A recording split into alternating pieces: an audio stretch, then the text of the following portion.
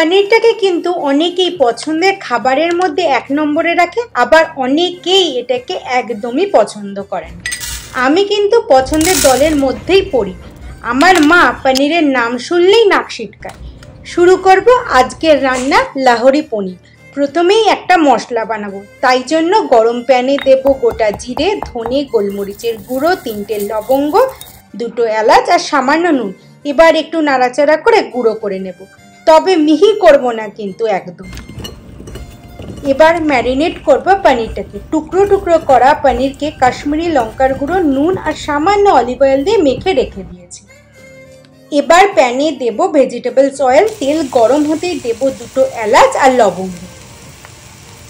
যেই দেখবো একটা সুন্দর গন্ধ বেরোচ্ছে, ঠিক তখনই দেব খানিকটা পেঁয়াজ কুচি।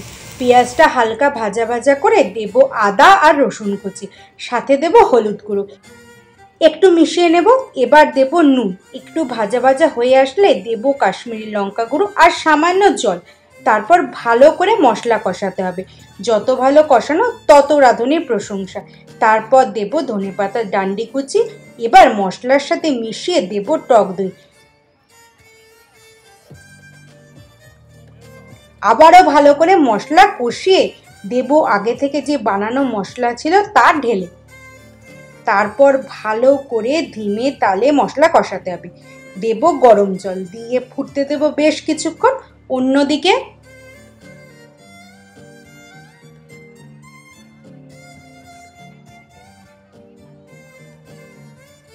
এবার ওই ম্যারিনেট করা পনিরগুলোকে প্যানে হালকা করে ভেজে নেব।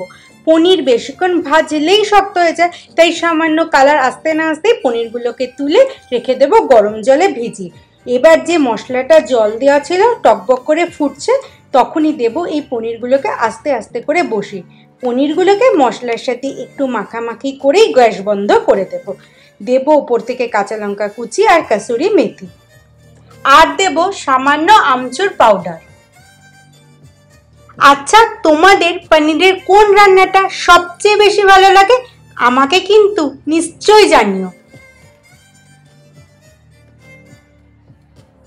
তাহলেই রেডি আমাদের লাহোরি পনির।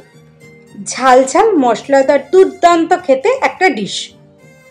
পরোটা কিংবা পোলাও বা সাদা ভাত দিয়ে একটিবার খেয়ে দেখো, তারপর আমায় জানিও কেমন লেগেছে। আসি তাহলে, টাটা।